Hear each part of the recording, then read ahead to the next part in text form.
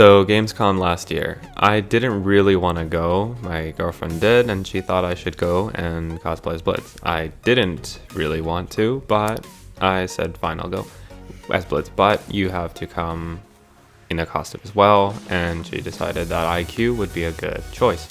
So it was 2-3 days before Gamescom, and we had no time. So we decided that we were going to do this super quick. The hardest part of making the helmet is making the ear cups. You can easily use any old headphone bits and stick them to the side of the helmet, but since we're using IBH helmets as the base, we kind of figured out that we could make a headphone mold, I guess, out of foam. So what we would do is we took out my old ear cups from my first helmet, and then we wrapped it with foam. Then we used a wire to set it inside the ear cup so that it would be held tightly and securely. It's obviously not the most accurate. It's perfectly round, and because of the way that the foam stretches, it's gonna be round. There's no real way to make it flat unless you put it against some sort of flat surface. But that will kind of ruin the next step, which is the epoxy. I should note at this point that in order to finish it as fast as we did have to split the work between 3 people. They look like giant candy. You wanna eat them? No. For those of you who have worked with epoxy in the past, sucks, huh? For those of you who haven't, pretty much just mix the mixture until it gets kind of hot. It's gonna feel really weird, but it will be hot. And that's normal. For the RED wrist attachment, we decided to use a piece of plexiglass as the base. We sanded it. It was already kind of a certain shape and curvature, so it was pretty easy to start with that.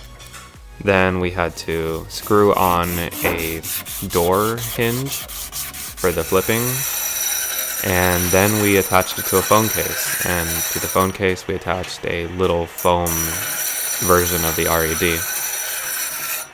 We did have to size it down a little bit, but it was only by a few millimeters, which you can see right here. After looking at the Gamescom rules, I decided that the easiest thing to do would be to bring a foam thing instead of a realistic looking weapon. So since my first one turned out pretty okay, I guess, then I decided that I'd make a second one since it's just 3 pieces and it was pretty easy. When I made the foam shield and gun, that was the first time I had ever worked with foam like this. So I used a box cutter then, and here I am using an X-Acto knife. I can tell you that is a complete mistake. Do not use a knife to cut this unless I guess it's hot. Use scissors, it's easier, it's cleaner, and it takes 1/10 the time. Do not make the same mistake I did. To make the shape of the gun though, I traced my airsoft USP onto some cardboard, and that's how I got the basic shape.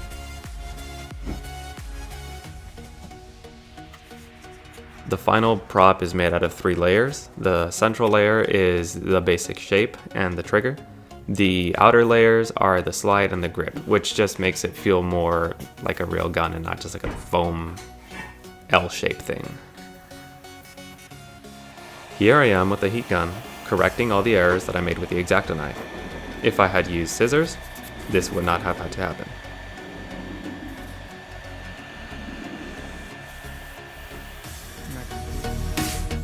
Anyone who knows me knows that I will use hot glue for absolutely everything. So let it be no surprise that I've used hot glue to not just glue this thing together, but to seal all the gaps between the foam.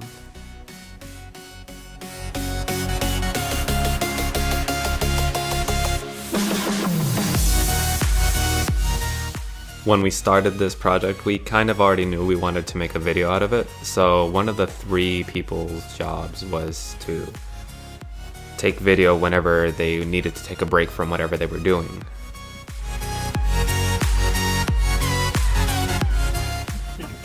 Sure, the prop is basic as basic gets, but hey, at least it has some iron sights and a quote-unquote functional trigger. In the background, you can hear the sanding, so you know at this point the RED is also being made. Here's the door hinge that I talked about, and yeah, you can make the whole RED that we made for less than $2.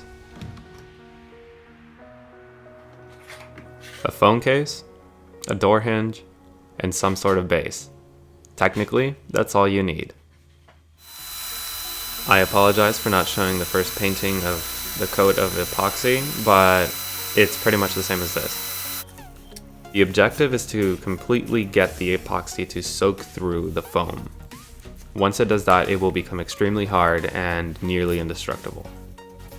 For cosplay and airsoft purposes, I must say, you can take a hammer and just shatter it, but you wouldn't really want to do that. I do want to say though that I try to get at least the innermost layer to be somewhat soft, so the little bumps on the inside of the foam. And that's so that your ear is a little bit more comfortable, and also I tend to grab or pick up my helmet by the ear cups, so it's a better texture to grab onto instead of the outside of that's a lot harder and smoother. You can get it to soak through in 1 or 2 coats, and I always do a 3rd coat to make sure that it's completely smooth on the outside. Then you spray paint them black and hot glue them to the helmet. Yep, that's it. The face shield was actually the easiest part of the helmet, since all we did was cut off the parts from a headband face shield and just screw them onto the helmet. And yes, the gun and RED were both spray painted black with the same spray paint as the ear cups. The rest of the costume pieces weren't really that important to us. She just used her airsoft vest, a dump pouch on her left leg, and an MP7 holster on the right, so you can see we were not going for accuracy. This was mainly just for fun. And it was a lot of fun, and I am really glad we went. So that's the video. If you've enjoyed it or has helped you in any way, please consider leaving a like. If you've got any questions or comments, leave them down in the comment section down below. And if you want to make sure that you never miss any of my guides, reviews, or gameplays, then consider subscribing. If you want to get a hold of me and make sure that I respond pretty quickly, Instagram is the way to find me. It's in the description. Thanks for watching.